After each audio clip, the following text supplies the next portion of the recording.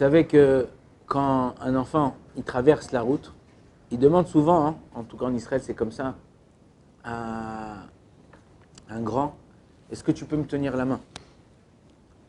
Et bon, le grand il tient la main et il fait passer. Il y a un moussar askel, qui a un enseignement très très profond dans ce petit maasé là, dans ce petit acte qu'on fait avec un enfant, lui tenir la main. C'est quelque chose de très très grand qu'on peut apprendre pour notre vie à nous. Des fois, tu demandes à quelqu'un, cet enfant, il ne te dit pas « je peux te tenir ta main ». Il te dit « vous pouvez me tenir la main » ou en général, ou tu peux me faire passer vous pouvez me faire passer la route. Des fois, un homme, il demande à Kadosh Baruch Hu, Kadosh Baruch Hu, s'il te plaît, je peux te tenir la main? Kadosh Baruch Hu dit non, c'est moi qui vais te la tenir. Pourquoi? Parce que nous, quand on a peur ou quand on n'est pas bien, on peut lâcher la main. Mais à Kadosh Baruch Hu, il ne nous lâchera jamais la main. La même chose quand un grand, il fait passer un enfant. Si c'est l'enfant qui tient la main du grand, il peut courir tout d'un coup et lâcher la main du grand. Mais quand c'est le grand qui tape l'enfant au poignet ou l'enfant à la main pour le faire passer, il ne lâchera pas. Il verra, il fera attention à chaque fois qu'il n'y a pas de voiture. Akadosh Baruch Hu, il nous tient la main. À chaque fois, dans chaque chose qu'il fait et dans chaque instant de notre vie, tout ce qu'on peut faire dans la vie d'un juif, Akadosh Baruch Hu, il nous tient la main, il est avec nous. Hier, je revenais de Paris, j'étais dans l'avion. Mina Shamaim, ils m'ont donné, j'ai demandé là-bas avant de rentrer dans l'avion quand on enregistre, une place un peu plus large parce qu'à l'aller, j'étais, bien que je suis petit, j'ai une place très, très, très étroite même pour un petit. Le type qui était à côté de moi, il faisait 2 mètres, il avait les pieds tordus, tout le monde, il était comme ça, il ne pouvait plus bouger et tout. Et donc, au retour, j'ai demandé une place un peu large. Il m'a dit, bon, je vais vous mettre dans la sortie de secours. Très large comme ça, tu peux t'allonger presque la première classe et tout. Et je suis tombé à côté d'un homme de 75 ans. Et vraiment à la mode, la petite doudoune moderne, la petite basket moderne, 75 ans le type et tout.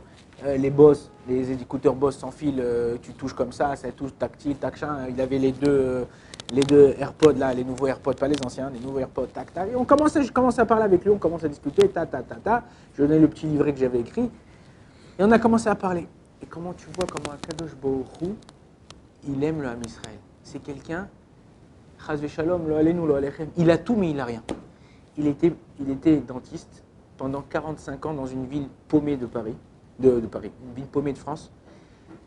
Il m'a dit, je travaillais comme un forcené pour gagner de l'argent, je gagnais bien ma vie. Il avait des trucs, mais malheureusement, il a divorcé très jeune. Et il dit, même dans sa souffrance, quand il est sorti à la retraite, il m'a dit, je suis tombé malade, j'ai eu la maladie, le cancer dans le sang. Il a eu la maladie dans le sang.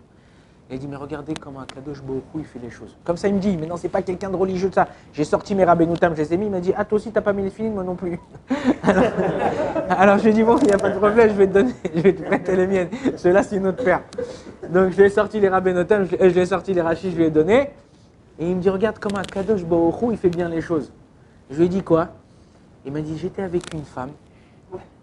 Et une femme juive, je voulais me marier avec elle, tout ça, il avait 70 ans.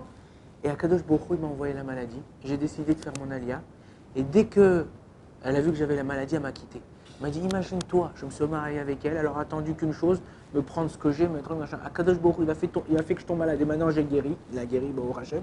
Il m'a dit, pour que je puisse me débarrasser d'une fille, ou sinon je ne me serais pas débarrassé d'elle, quoi. J'aurais pas vu son vice.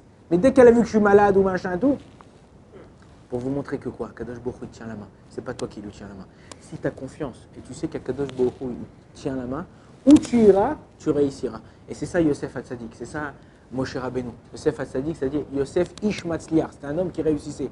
Moshe Rabbeinu, il voulait se défaire de ce que Akadosh Baruch Hu lui a donné. Il bégayait, il n'arrivait pas à tout. Akadosh Baruch Hu lui a dit, t'inquiète pas, Bo El Paro, viens avec moi. C'est-à-dire, en général, tu dis, va chez Paro, je veux t'envoyer faire quelque chose.